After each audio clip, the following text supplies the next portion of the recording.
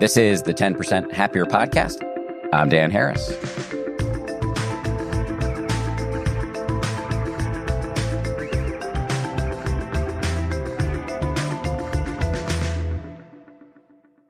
I don't know about you, but there are plenty of areas in my life where I can, at times, still, even though I'm, allegedly Mr. Happiness or whatever, still be a little tight and locked up, where my head is up my ass and I cannot function at my best. I'm talking about areas such as work or public speaking or writing or social situations.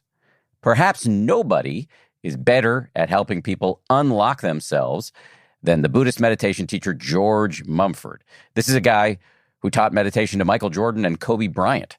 He's also worked with inmates, police officers, and corporate executives. There is a reason why they call him the performance whisperer. George, who is a friend, has an incredible story. He began teaching mindfulness and meditation after kicking a serious drug habit, leaving a career as a financial analyst, and then earning a master's in counseling psychology. He's got a new book. It's called Unlock: Embrace Your Greatness, Find the Flow, Discover Success. His first book was called The Mindful Athlete: Secrets to Pure Performance. If you want to hear him talk about that book, we've put links in the show notes to his prior appearances on this podcast. But in this conversation, we talked about what he means by unlocking, what it means to be in flow, and why many of us may be achieving that state more than we think, how to challenge negative self-talk, the importance of gratitude, the importance of service, the importance of making mistakes. As George says, no struggle, no swag. How to recognize what he calls your hideouts, why he identifies as an empath and why he believes this may have played a role in his addiction, and his take on often misunderstood terms such as love, hope, and faith. Before we jump in, George, any questions or concerns for me? No, I don't have any concerns. Are you happy? Are you enjoying life? That's my only concern. Talking to you makes me happy. All right. Okay. Then that works. Are you happy? Yes, I am, actually. What's the content of your happiness? I'm just excited to talk to you about anything but about the book. And it's spring, and I'm heading to LA tomorrow morning, and I'm doing what I love to do. And I'm being who I love to be. So what's not to like? I mean, nothing. It sounds perfect. It does. Yes. Well, you mentioned the book, so maybe let's start there. Okay. It's called Unlocked. What do you mean by unlocked? So if you think about what was it like during COVID to be locked down? Yeah. You can't go anywhere. If you go out, you got to take precautions and whatever. And then once you're able to go back out, you're actually not locked down, or you're unlocked. So what I mean by unlocked is being able to express your true self, to be in the moment, to be present in the moment without being pulled by desire or fear, but just being able to be, just being able to express yourself. So it's I guess the word to be unlocked would be to be spontaneous, is one way of looking at it. And spontaneity is, one's free will. It's like you're just going with the flow. It's like you have a vehicle that's, let's just say a car, 8 cylinders, and you're only operating on 2 or 3. But when you're unlocked, you're operating on all 8 cylinders. Everything, your mind, body, heart, and soul are aligned. And it's what Sigmund Freud talked about.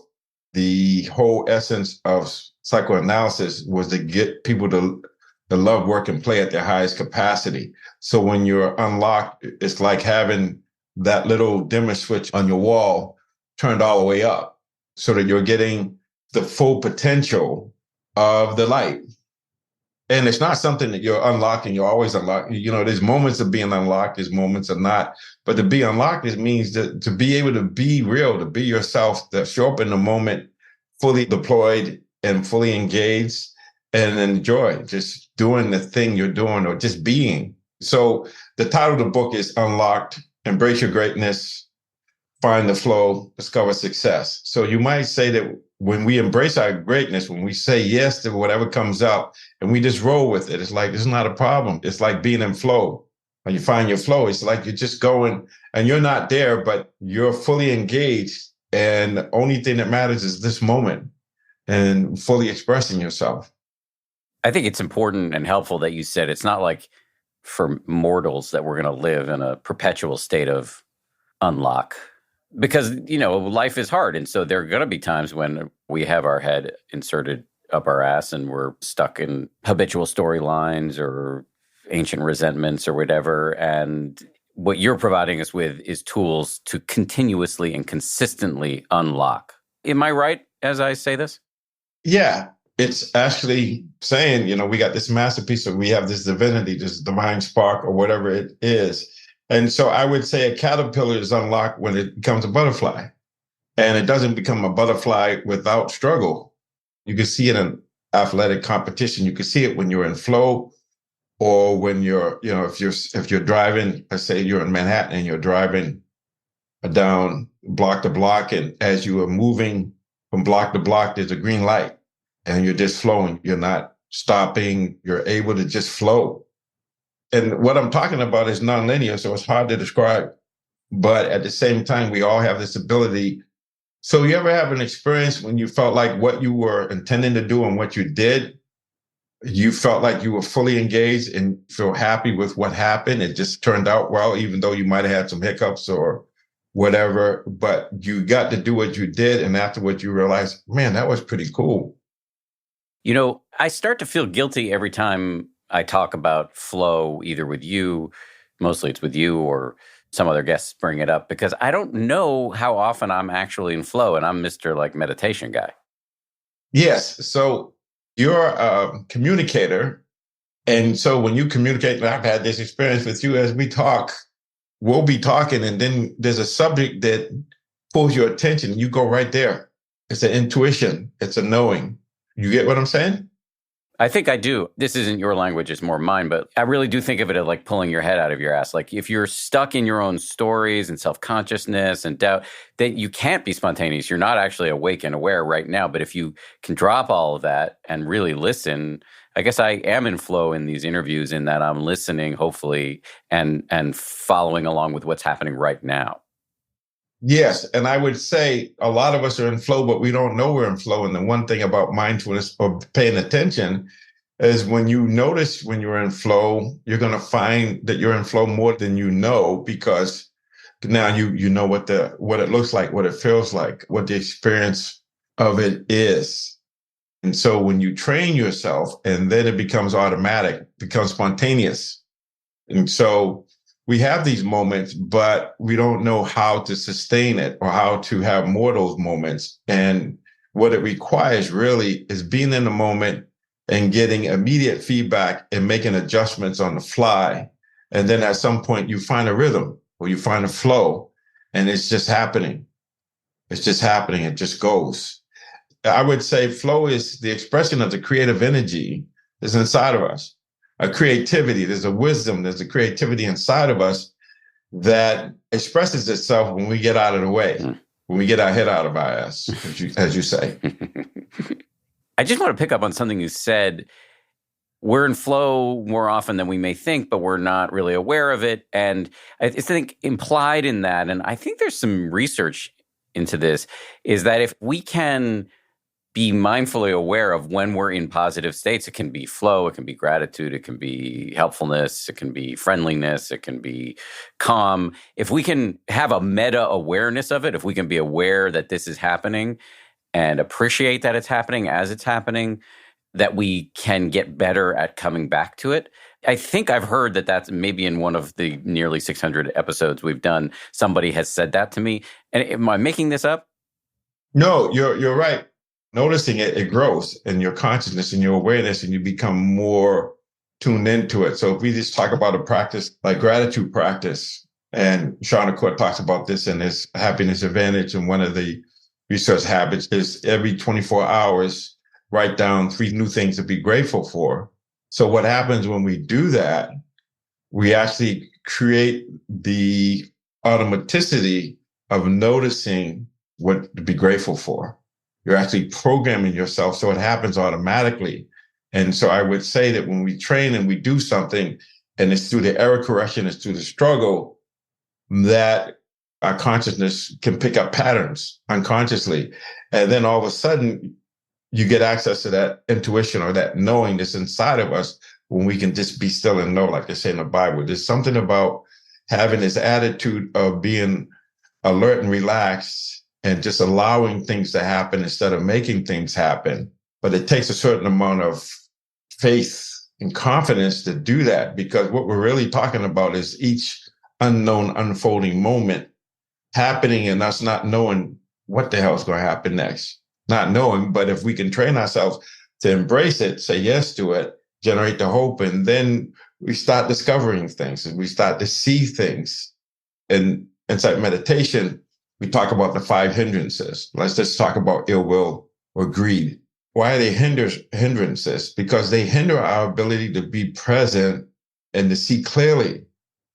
And so when we're unlocked, you see clearly, then your action is going to be clear. And it's coming from a place inside of you, or what I call a masterpiece, or this divine spark. There's an inner wisdom inside that when we can get out of the way and just allow it to express itself, that creativity comes out. We just know things. And I know you've had experiences of creativity where you're struggling with something and then you see, oh, here's a way out. And then you realize, oh, that's better than it would have been if I didn't have that struggle.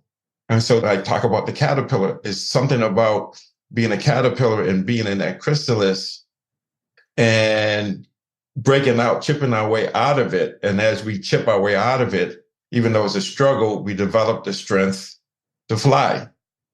So I would say when being unlocked is our ability to embrace whatever comes up and say yes to it, generate the hope, and make decisions where we're able to express our uniqueness or let that creative energy flow out of us. And that's how we discover things, and we live in that creativity, the joy of discovery, because we're just present and there's no hindrances, central desire, I want this really badly, or ill will, I'm just averse to everything, I'm pulling back, I'm either approaching or avoiding or spacing out. And some of that is programmed on how we train ourselves. So we know certain things, like we know if we're in a conversation, if we can listen more than speak, we can listen with an open mind without judging it, without pushing things away or pulling them towards us, but to let the thing speak in its own language.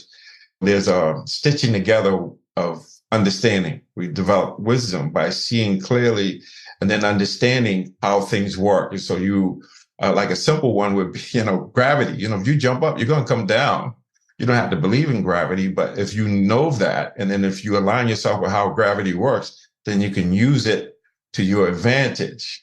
And so I say when we're unlocked, we're able to see clearly, we're able to be present, and we're able to figure stuff out. Even though we're struggling, we make mistakes, but we're not judging ourselves. We're just noticing it and then learning and practicing what we need to learn and practice so that we have the execution that we want, or we're able to do what we intend to do. But the struggle is really important. I find that reassuring that the struggle is important, because I do a lot of struggling and it makes me feel better. Like I can feel with writing, for example, we all have our own different struggles in our lives. For me, writing is one of the big ones. I can sometimes get down on myself for the fact that writing sucks. And I'm not in some blissful state of flow all the time, or rarely actually. But the struggle is what allows for these moments of breakthrough.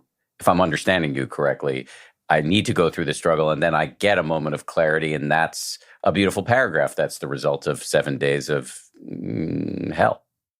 Yes. And you might notice that how did you get there? At some point, you were able to let go, to grow, or you were able to just say, okay, this is what it is. And by saying yes to it, then you're able to do something about it. I think I might have talked to you about the 4 A's in one of our conversations, but I talk about the 4 A's, this ability to let things speak to us, the awareness. So you have to be awareness, that mirror mind, it just reflects what's in front of us. And the second A is the acceptance. And that's the challenging one, to accept, yes, I don't like this. To accept it, say, or you accept it, yes. I have to admit that this is what's happening. I got to embrace, say yes, that this is what's happening. I don't want it to happen. I hate it because there's aversion, there's anger, there's frustration. But if we can just say yes to it, accept it. And of course, some of us, the acceptance could be like the grieving process where, you go through all of those 5 stages, bargaining and denial, the anger, the depression, the acceptance. You go through that. But once we say yes to it, embrace it, then we can work with it. And then by accepting it, then we can do the compassionate action. And then there's the assessment. So me growing up the way I did and whatever, I would say, I don't get stressed out. I'm too cool to get stressed out. So there's the awareness that there's something going on, but then the acceptance of, okay, maybe I don't think I'm stressed out, but there's something inside of me says, yeah, there's stress in here, dude, because your shoulders are up around your ears. So once I say, okay, well, why don't I assume that's right? Once I embrace it, yeah, maybe I'm stressed even though I don't get stressed. Now I can work with it. Now I can do compassionate action. How do I relate to my stress so that I can get ease or I can work through it? And that's what I mean. So it could be substance abuse or some kind of addiction. There's awareness of it, but because we don't accept it, we're not seeing it. But once we say, yes, I have a problem, and you embrace it, even you accept it, even though it's painful, then you can do something about it. And then once you can do something about it, it's about the choices we make, creating space between stimulus and response so that within that choice, we can choose wisely based on our values, based on our goal, based on whatever it is we say we want to do and who we say we want to be. And by making that choice, then we get there. Yeah, okay, so that paragraph sucks. I don't like it. I don't like the way it feels. Yeah, but you want to get through with it. You want to get done with it. So unless you embrace it and say, yes, this is why I'm suffering, because I know it's not what I want. I'm not expressing myself the way I want to. It doesn't feel right. But by saying yes to that, by accepting that, then you can keep changing what you're doing or how you're writing until you get to a place where it feels right. So it might take a fortnight.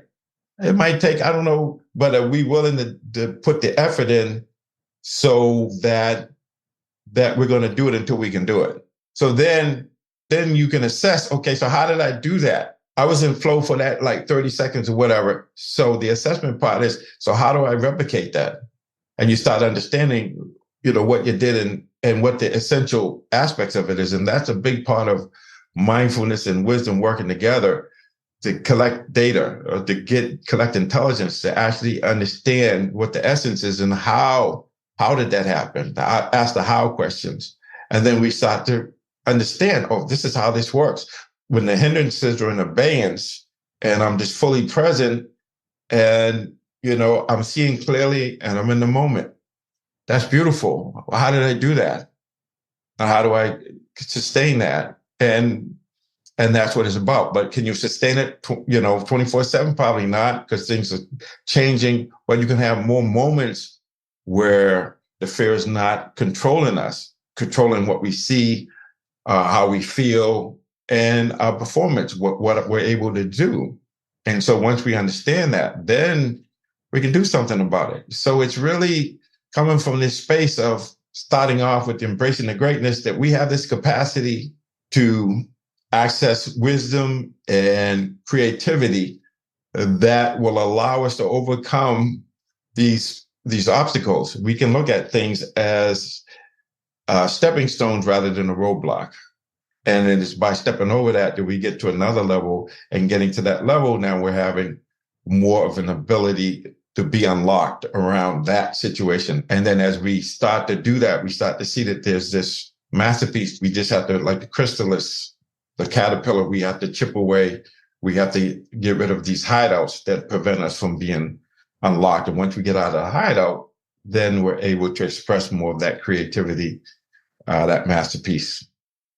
Correct me if I'm wrong, but you get more personal in this book than you've ever gotten before, and you talk about your own hideouts. Would you be willing to describe what a hideout is and how that phenomenon has played out in your life? So a hideout would be not embracing what is and saying yes to it and being able to do things about it. So we hide out by denial. And I say for me, like, I don't know about you, but things are changing so fast. And it's like, okay, so if you have an iPhone and all of a sudden they do an upgrade, the configuration is totally different and you're used to the other configuration and you don't like this one. So a hideout would be, well, I'm not going to use that phone, or I'm going to just not learn the new system. And so instead of bringing more energy, more intelligence to understand what is this and how do I adapt to this new thing, we play the blame game, or we might rationalize, oh, it's not that important. Maybe I'll just use my computer instead of using my iPhone. And so I hide out when I'm not able to say yes to whatever comes up. That life is about learning. So if I'm in survival mode, I'm in fight, flight, or freeze, then I'm locked up. But when I can get into the love mode, the rest and the digest, then even though I'm making mistakes, even though things are not happening the way I want them to happen, but because I'm in growth mode, I'm looking at, okay, what's the lesson here? And what do I need to learn? I feel like I'm on the most exciting adventure I could be on is the adventure of getting to know myself better and getting to know how I tend to hide out, how I tend to withdraw energy instead of bringing energy in, how I shut down rather than staying open to see the way forward, to actually say, okay, what's the lesson here? How do I learn how to do this? Does that make sense? Yeah, I'm curious how it's played out in your life beyond the iPhone. Yeah. So, okay, for this book, I always said, oh, yeah, I want to do my own audiobook on it. And then when I got a little resistance, like, somebody was saying, well, it's so challenging, whatever. And so I said, okay, so it doesn't matter. I made peace. I won't do the audiobook. And then my agent was very persistent and he wanted me to do it. And so I said, okay, I'll do it. And when I got in that studio, you probably know what this is like. It was a struggle. Like I couldn't even breathe. I was resisting. So I was hiding out by just going along or not asking for what I really wanted. I really wanted to do the audiobook, but when I got a little resistance, I just backed off. And so when I went in there, and it was a struggle, but at the same time, it's like, okay, I haven't really been challenged like this in a long time. But then the second day was better. And then I had to practice what I preached. I had to just brace what was going on, making mistakes, whatever it was. But once I accepted it and then just kept error correcting and not quitting. And even though there's a part of me looking at my clock, when are we going to be done? There was this idea of having people around me that would kind of nudge me. It took me 20 years to write a book. I was hiding out for 20 years. So in these other areas of my life that I hide out, I'm not ready for it, or I'm just hiding out because it's comfortable where I am. I know that one side of the coin is freedom. The other side is uncertainty and anxiety. It could be in work, love, and play, but it's really this idea that, yeah, it's not easy to embrace your greatness because it's painful and we see how much we have aversion to it. So writing this book about unlocking helps me to unlock when I'm doing the audiobook. That make any sense? Yeah, it does. You said something there about how it's hard to embrace your greatness. I mean, at least superficially, it would seem like it'd be awesome to embrace your greatness. It does. But here's the thing. I work with a lot of elite athletes, and I can't tell you how many times people get to that level of getting over the hump and they withdraw because there's a certain level of anxiety exposure that you're going to have, vulnerability that happens when you embrace it, because there's going to be some people who are going to be upset because you're in a canoe with other people. And when you move, everybody else has to move. When you change, the relationship changes. And so there's a part of us that knows, even you can see it when you make decisions. Sometimes I make a decision not to do something because I want to do something else. And there's somebody that's upset about that thinks that I shouldn't have done that because it's uncomfortable. So now I got to deal with that blowback. So people think that when you reach your goal, that there's no downside to that. Well, the downside to that is maybe you can't hang out with the people you used to hang out with, or maybe you know better and they feel abandoned because you're doing things and they're not going to go with you as you move to the next thing that your life is calling you to go to when you go on your hero's journey. There's going to be somebody that's going to be upset with that. And that's, if you're sensitive like me, then, you're trying not to make people feel bad, or you take responsibility for people. That was how I hit out. Take responsibility for people by trying to control how they feel. Yeah, you describe yourself as an empath. Yes. Yes. And so what do I do with that? As a little boy, I saw that. I see the whining on the street. Everybody walks by him. I'm devastated. Somebody moves from the block. I'm devastated. And they only moved away, and the walking distance, I could go visit them. But there was this feeling of loss because I didn't know what to do with that sensitivity. So I shut it down. That's how I hit out. Does that make sense? Do you think that played into your later struggles with addiction? Oh, no question. No question about it. That was another way for me to hide out and to be somebody else, or not to deal with that pain of just seeing it and not knowing that, yeah, there's suffering, but how can I look at it in a way where it allows me to embrace my greatness? In other words, I can use that same ability to feel somebody's feelings and to help, and instead of feeling aversion to it, to embrace it and say, okay, so how can I be of service? How can I help them? And so I can take that same empathy and then use it to help people and help myself. So I had to just, instead of focusing on them, I had to focus on me first. And then once I focus on me, then I can help them. Coming up, George Mumford talks about bringing out your inner masterpiece and the role of service, faith, and love in his life.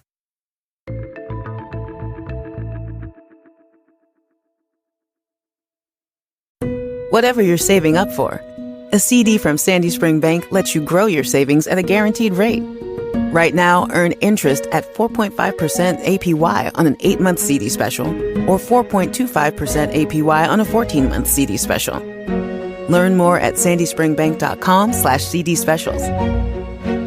Minimum opening deposit to earn the annual percentage yield is $500 for the 8-month CD special and $2,500 for the 14-month CD special. Member FDIC. On a cold night in 2010, a boy is stopped by the police while walking home from a party in the Bronx. He's only 16. He's been stopped by the police before, but this time is different. In a special 4-part series, the Generation Y podcast unravels the story of Khalif Browder, a young boy who was falsely accused of stealing a backpack and held without bail at Rikers Island for 3 years. He endured regular abuse by prison staff and inmates and was held in solitary confinement for more than 700 consecutive days. 3 years later, Khalif was released, never having stood trial. This is a story that digs into the injustice of the justice system and a young life caught in the middle. We say innocent until proven guilty, but where do we draw the line between due process and cruelty? To hear this 4-part series, follow Generation Y wherever you get your podcasts. You can listen ad-free on the Amazon Music or Wondery app. Another thing you say in the book is the only way to keep what you've got is to share it. Yes. And it's powerful because what I discover is the more I share it, the more it gets ingrained in my awareness, my consciousness, so that it grows. In other words, the more I share it, the more I have, because all that I give is given to myself. It comes back to me. So if I give love, I get love. If I give grief, I get grief. And so when I share my experience, strength, and hope, it comes back to me, and then somebody else takes that, and then they do that, and then that comes back to me as well. It's like they call it laws of reciprocity. They have many names for it, but it's like, once again, I think about it this way, Dan. There's a practice, mudita, or appreciative joy, and so you appreciate someone when they do something, and it's an antidote from jealousy and envy. What I learned from my own experience of mudita is it's easy to be in joy for somebody you like, but it's challenging to be in joy when your team just got beat by another team. But what I recognized was, by being in joy with others, even though they're not somebody we like, or they might not even be part of our tribe, what happens in that is, by being in joy, I have more experiences of joy. And so just think about it. Anytime somebody has a good turn or has some experience in happiness, may you have more moments of happiness. May you have more joy. May you meet with more success, because through your effort, you were able to get that result. And so I'm getting these little ways of unlocking even more by noticing that it's easy for me to, my team won, I'm happy. My team lost, I'm depressed. Well, I could be sad that my team lost, but I could focus on the other team. And instead of being depressed, I could have some vicarious joy.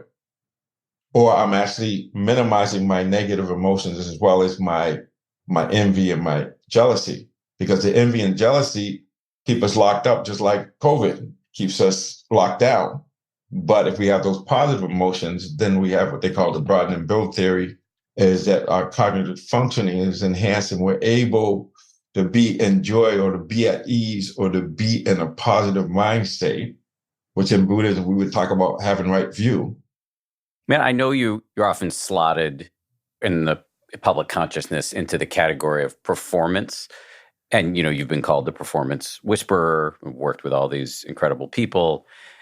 But when I hear you talk, you just mentioned the Dharma or Buddhism, but that's what I hear when I hear you talk, that the how, the practicality, as I understand it, when you talk about getting unlocked and success and greatness, the how of that is training your mind through meditation and bringing the Dharma into your life so that you're creating as many positive mind states as possible. And these become mental muscles you can build over time. And that's how you bring out what you call the inner masterpiece. Do I have that right? Yes, you do have that right. It's interesting because when we talk about mindfulness and insight meditation, the teaching of the Buddha, so there's threefold training. It's really wisdom, integrity, and mental discipline. And so a lot of people talk about mindfulness and meditation as just a mental discipline. That would be like right effort, right concentration, and right mindfulness. But it has to be grounded in wisdom, which, sometimes we talk about it as right view and right intention, or right thinking. And that the integrity piece, the non-harming, the right speech, right action, right livelihood, that cultivates our ability to be more present. And so when I talk about performance, to perform, you want to be present, you want to express yourself in a way where you feel like you were being yourself, you were being sincere, you were being authentic. And so it's developing this wisdom moment to moment, really just being able to collect intel or to see how things work and to realize that if I align myself with how things work, then I'm probably going to have a good experience. But at the same time, my integrity, my relationship to myself and others, instead of ill will, goodwill, using, like I talk about, joy, compassion, loving kindness, equanimity, or it's another way of saying just being present without judging and just being fully engaged in what you're doing or who you're with.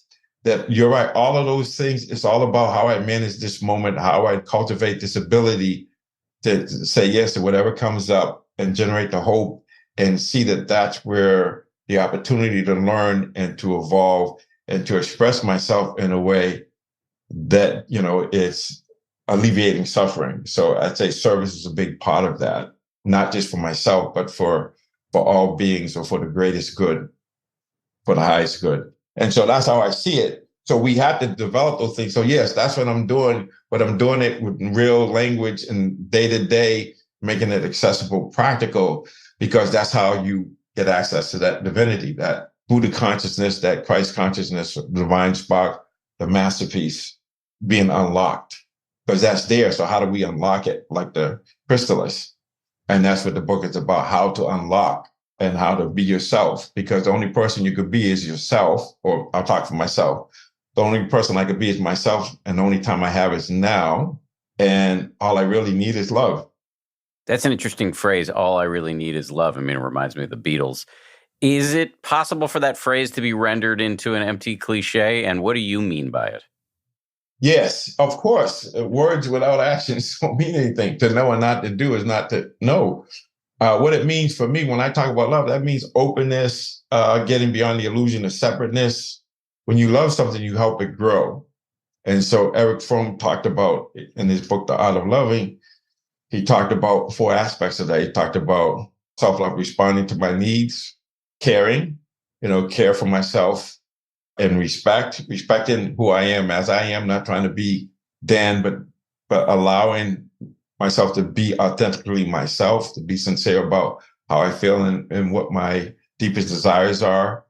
And the last thing is to know myself. I have to know how to care for myself. I have to know when I'm not respecting who I am. I need to know when I'm not responding to my needs. It's not a feeling. It's more like activity. So when you love something, you make it grow. You work to make it grow. So you labor for what you love and you love what you labor for. So when I talk about love, I'm talking about for the greatest good, getting beyond that illusion of separateness and realizing that we all suffer and how to help people embrace that or alleviate the suffering and that things are impermanent. They're always changing. So that energy of love or being in love mode, I'm able to learn the lessons and to not withdraw energy, but to bring more energy into it, or to be willing to investigate, to explore, and let the wisdom, that's the ultimate stress reducer, is wisdom, knowing how things work and aligning ourselves with that so that we are based on what is, not on what we want to be or what was. But everything I'm saying could be empty unless your heart, mind, and soul and body are engaged in acting as if it's true, or choosing to say yes to everything and to bring your best mind and your best ability to make wise choices, or choices that are conducive to peace, understanding, love, compassion, kindness. In the book, you talk about working with prisoners, including double lifers. Basically, they got 2 life sentences, is what I understand. How do they react when you start saying things like, all I need is love, or kindness and compassion? How does it go down with them? Well, they get it because they're beyond denial. They've been in there for a while, and they know the quality of their life is going to be predicated on the quality of their mind. And so what else did they have? They could do time, or have the time do them. And so they would thank me just for coming in there. And I could talk to them. It didn't matter if I mentioned the Buddha or Christ or anything. They were open to it because there was an acceptance that they can lose their liberty, but their freedom is dependent on how they develop their mind and how they relate to their experience. But here's the thing. It's challenging for me to go back what I did 25 years ago, because how I would talk to them was predicated on being aware of what was there, meeting them where they were, being guided by mindfulness and the wisdom of just letting things speak to me. And then out of that creativity, out of that potential inside of me. So most of this is like, I'm figuring this out as I go along, especially back then, because I didn't know what to expect. So my job was to just be aware and then accept what was there, and then do the compassionate action, providing I can create space between stimulus and response. So now, it's being spontaneous, or just letting the wisdom and the mindfulness dictate what I do, but it's grounded in my caring, my responding to their needs, spoken or unspoken, respecting who they are, not trying to make them somebody else, but the knowledge, the knowing, the being able to see clearly, to be able to be in the present, and to be able to experience them as they were, or as anyone is. So I learned early on. I was working in another prison, and it was one of my first classes. And so I had these copious notes of how I was going to deliver this Dharma talk, or this sermon to them. And I go into the prison, and I think there's I don't know exactly the numbers, but let's say there's 30 inmates, and 28 of them were Spanish speaking only. So, and I had an interpreter. So, okay, so those notes, okay, so I just had to be here, and how do I communicate with them, and how do I keep this simple? And that's what I'm talking about, that creative energy, or that embracing it, and instead of saying I can't do this and sit there and be quiet, but to just say, no, okay. So I just need to talk to them and give them the basic fundamentals. So I can't be so esoteric in my interpretations, but just down to earth, meeting them where they are, and just talking about this simple thing of being present and being in your body. So that's what I mean. I can reflect back and say, well, yeah, because we learn from reflecting on our experience. But in the moment, my best thing was to be present and see what happened, and to see what wisdom can come out of that silence, that not knowing. I noticed this when I was a morning television anchor. At first I was just awful at it, just so stuck in my own head and planning out my little quips from moment to moment, which always landed flat if I had planned them. And over time, I had this, I guess, confidence, maybe even faith is a better word, that if I just drop all my plans and am right there spontaneously reacting in the moment to whatever my co-anchors were saying in these live, no-net situations, that I would have access to the right quip or the right segue or the right question for people. And that came to mind as you were talking about being in front of 30 inmates, 28 of whom didn't even speak the only language you know how to speak. Yes, but that's being in flow, Dan. That's what I was saying. You've been in flow a lot of times. You didn't even know it. But how did that happen? And that's the question you ask yourself. And I think it has to do with knowing what works, what doesn't work, And then realizing that, I just have to be myself and I have to allow things to happen instead of trying to make things happen. Now, it's interesting. I talked to people. I was talking to a young man today. He was cutting my hair. And what I discovered is, and what young folks tell me, is I give what their experience a language. And when I talk to them in a way of unfolding or these principles we're talking about, then they realize, oh, I already had that. Oh, yeah, I've been in flow. But that's telling you something, that how you related to a situation where you were trying too hard, or you were coming from self-centered fear to having this ability to let go. And where did the confidence come from? The confidence comes from not quitting and making the right effort and figuring stuff out. I did one of my 6-week study groups on faith. Faith is the substance of things hoped for, the evidence of things unseen. And so when you have faith, it's not holding on to anything. It's like complete acceptance of your greatness and that things are going to turn out well. I don't know how they're going to turn out, but it's going to be okay, maybe better than okay, because I'm in a positive mind state. I'm not letting one of those hindrances hinder my ability to be present and to see clearly. So even if you're in the don't know mind or beginner's mind, I don't know how this is going to turn out, but I'm just going to see what happens and then let all my training express itself at the time it's supposed to express itself, because I'm not trying to make things happen. I'm allowing things to happen. Does that make any sense? Yes, it's a leap of faith to allow things to happen. Yes. And when you allow things to happen and they turn out well, then that faith grows. And that's part of the process. I talk about it in my other book, The Mindful Athlete, A Secret of Pure Performance. One of the superpowers is faith. And it grows when we have confidence and we do things and we learn from our mistakes.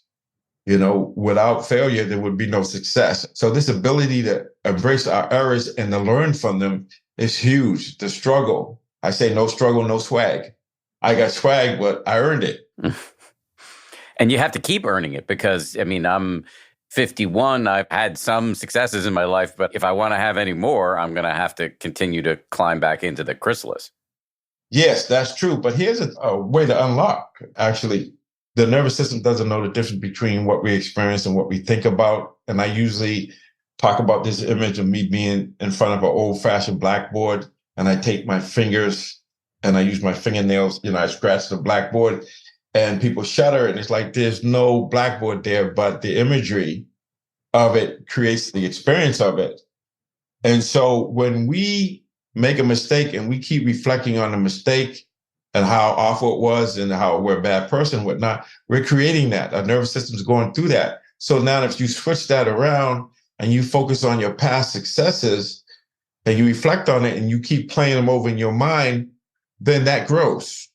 Now you're creating this mindset that allows you to have better cognitive functioning, and you actually have more faith. Let me go back to love for a second. This whole notion of love being all you need. How scalable is that notion? Could you have that attitude if you were president of the United States in a dangerous world with other superpowers trying to potentially topple your government or whatever? That would be the challenge. And the most important question we have to ask is whether the universe is friendly or unfriendly. If it's unfriendly, then we use all our resources to deny, destroy, that's war, or to remove the threat. But if we see the universe as neither friendly or unfriendly, then it doesn't matter what we do. But if we see the world as friendly, then our task is to align ourselves with how things work. So you got to have an open mind or open heart to be able to solve issues and to be able to see things and to learn from them. And I go back to the Cherokee grandfather talking to his grandson and saying that he had this ferocious battle between two wolves inside of him. One would call fear, the other one would call love. And the grandson became concerned and said, "Grandfather, which wolf will win?" And the grandfather said, "The one that I feed." So let's learn from it. And how do we relate? And I'm not Pollyannerous because I'm not going to let somebody smack me and turn my cheek. I'm either going to put my hand up to block it or move out of the way. But what I'm saying is, if you have an open mind and an open heart, you'll be able to respond to what happens rather than react. So your response will be measured and it will be in alignment with who you say you are and what you say you want to do.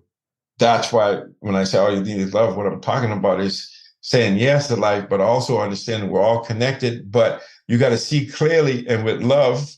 How can you be so confident that the universe is friendly? I mean, given the reality of inequality, violence, bigotry, competition, et cetera, et cetera. I mean, there seems to be plenty of countermanding evidence. Yeah. I mean, I was on the other side of the railroad tracks and seen a lot of nasty parts of life, being a drug addict and whatnot. And all I know is that I was able to transform in spite of all of the adversity, in spite of being an African-American man who could be driving his car and get a DWB. You know what a DWB is? Driving while black, yes. There you go. And all of that stuff, all this stuff that's happening now, and that's been happening even way worse when I was growing up. So it's all you can do is do you, as the Bible says, live in the world, not of the world. So it's like seeing, I'm seeing clearly. I'm not naive, but if I'm feeding the love wolf, I have a better chance of being able to respond in ways that's going to create less suffering. Doesn't mean it won't be suffering, because suffering is the first noble truth. There's going to be suffering. There's going to be people who are out of their mind and that are violent and doing nasty, bad things, or, hiding out through drugs or any of the addictions, or just being in hate. All I know is when you're in the negative state, it leads to more suffering, even though short term you might feel like you're doing something, but what you give comes back to you. Let me see if I can restate some of this. I'm ad-libbing here, so I might mess this up. But I think what I'm hearing you say is, yes, the universe can be, or at least the world can be pretty hostile. That is because people have had lots of adverse stuff happen in their lives prior to this moment, and that has put them into a situation where their fear wolf or their capacity for hatred has the steering wheel. And you don't have to judge them per se. You don't have to hate them back. That's not going to help. You can defend yourself, protect your interests, protect people you love, do your best to compete, but you don't have to dehumanize them, otherize them, hate them in the process, because that actually just weakens your abilities. Yes. What I'm saying is, there's a lawfulness to the universe. So if you align yourself with how things work, like I said, gravity, if you know gravity works a certain way, then you behave according to how it is. And so when you align yourself with love, with divinity, you're going to have a divine experience, or you're going to suffer less than you would otherwise. So it's like the nervous system is programmed to, if it's pleasant, approach. If it's unpleasant, avoid. And if it's neither pleasant or unpleasant and not equanimous, then it's spacing out. It's not personal. That's just the way it is. And so how to train ourselves to stay in the center, whether it's pleasant or unpleasant, and not to space out, but to be present and to be equanimous, be in the eye of the hurricane, as I would say, that's huge. Is it possible that all of this stuff, this equanimity you're talking about, this capacity for compassion, could be, to many people, simply academic if they don't actually practice on the cushion as a meditator?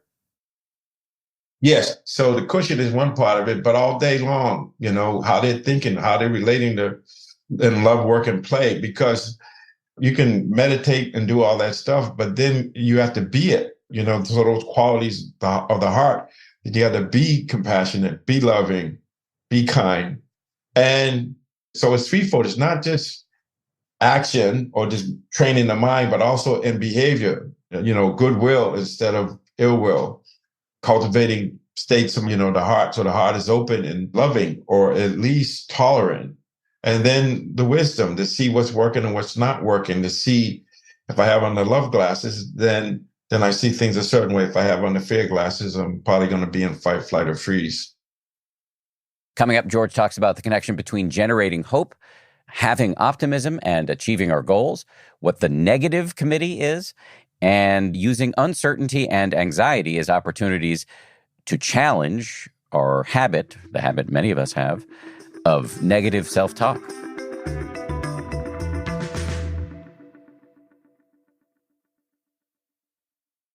Even the Rich is a podcast from Wondery that tells the jaw-dropping stories about the tumultuous lives of the world's elite, from the greatest family dynasties to pop culture superstars. Having unimaginable wealth unlocks a world of which most of us could only dream. But once you get past the red carpet galas and private jet vacations, there can be a darker side. The most recent season of Even the Rich explored Lucille Ball's meteoric rise to fame as the first female sitcom star and studio exec, despite periods of soul-crushing rejection and a husband with a wandering eye. There's also a season about Madonna, an American icon in more ways than one. Though from humble beginnings, she transformed herself into the material girl and became not only the biggest pop star on the planet, but the world's #1 trendsetter. Another explores the life of the legendary Dolly Parton, who began her career as a poor girl from rural Tennessee with a big heart and an even bigger dream.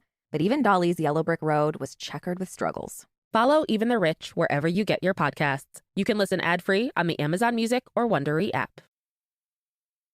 There's a phrase you've used repeatedly in this conversation. You keep using it, and I'm only now asking you about it, but I'm curious. Generate the hope. You've said that over and over and over again. What does that mean specifically? So when you're in the optimistic, when you're in a right view, or you're in a wholesome mind state, then your cognitive functioning is going to be enhanced. In other words, you'll be able to see, like when you're in fear, you have tunnel vision. So let's say you're stuck on channel 5 or 7, and it's like 400 channels or 1,000 channels. So when you generate the hope, there's a willingness to not get stuck on one channel and to be open to seeing outside of the box what the solution is or what it is you want to achieve. So when you generate the hope, then you're more apt to stick with it and to be able to see clearly, to be present. And so I talk about this, I call it the HOF, Hall of Fame. Hope, optimism, and faith. That's how you get to the Hall of Fame. But you got to do the work and you got to have some talent. But without hope, optimism, and faith, soon as adversity comes, soon as you hit a roadblock, you're going to quit. So I'm speaking from my experience, not from the book or what people say are the theory. This is my experience with working with elite performers as well as myself, is that you got to do that. You got to say yes to life and you got to generate the hope, because otherwise you're not going to learn the lesson. You're not going to bring the energy you need to achieve what you need to achieve. Yeah, but without hope, without actually believing that it is possible you could achieve whatever it is you're trying to achieve, why would you try to achieve anything? That's the whole point. Why make that? You won't make the effort unless you have faith. If you don't make the effort, you're not going to get the result. And so this is exactly what they're talking about. Faith without works is dead. So you got to have the hope, but then you got, and some people say they use hope like, okay, you hope, but you don't do the effort. I'm talking about having the hope, having the optimism, and having the faith. Yeah, that's so interesting. I mean, it's actually right on time for me, because one of the most difficult psychodynamics in my life is my relationship to writing, which I've talked about before. I'm in year 5 on writing this book. And, I keep having to drag my ass back to the computer to do this thing. And that involves no shortage of hope. I guess I wouldn't have used that word, but I see it now that is apropos. And even today, I was in this depressed mode. There's lots of valleys, as an author, but there are lots of valleys in this process. And this latest valley I was in was because the publisher of my first book, 10% Happier, asked me recently to write a preface for the upcoming 10th anniversary. I can't believe it. We're almost 10 years into this thing of the book. And so I was going back and rereading the book. I haven't read the book in, I don't know, 9 years. I haven't read my own book since it came out. And I'm reading it and I was like, it's actually pretty good. And then I went into a mode of like, oh, well, this new book I'm writing, it's not going to be as good as this. And I started to get really depressed. But actually, the right lens would have been to see it as a challenge. Oh, okay, I'm being reminded that I worked 5 years on this previous book and it worked out okay. And yes, the current state of the next book is not as good, but that doesn't mean it'll never get there. I should just view this as a challenge.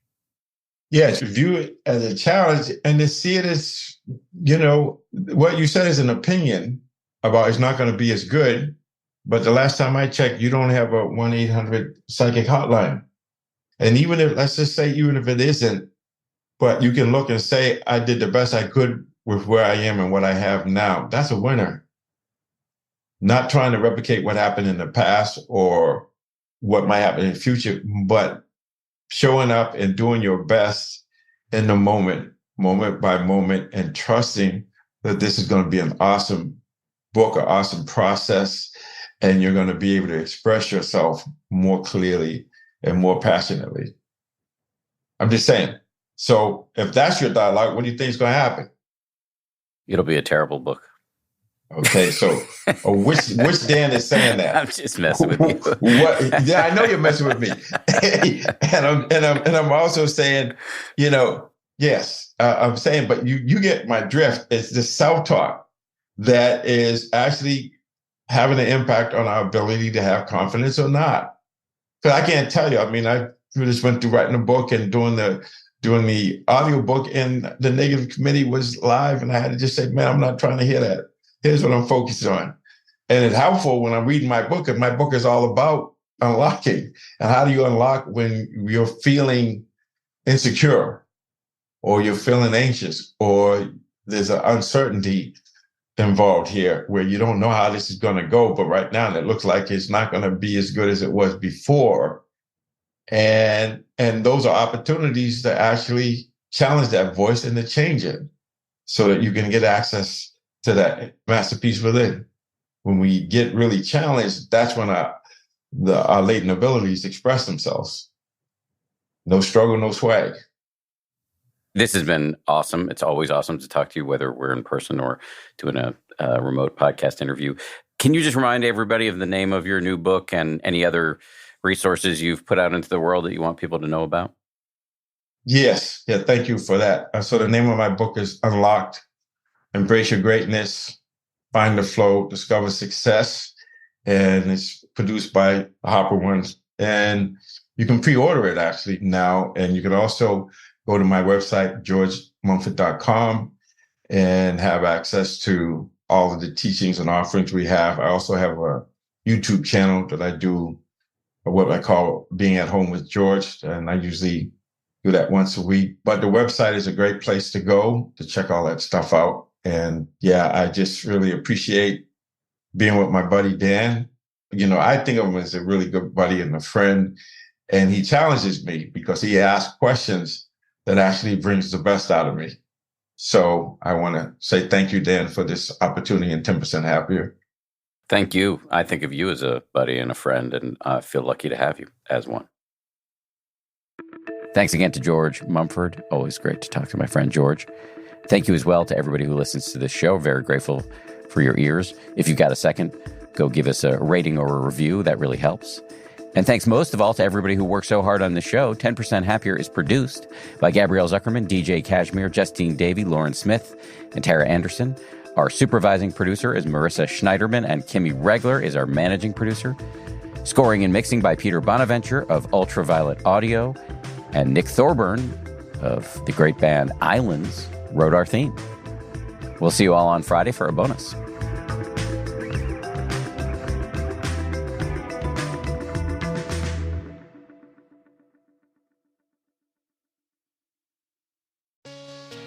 Hey, Prime members.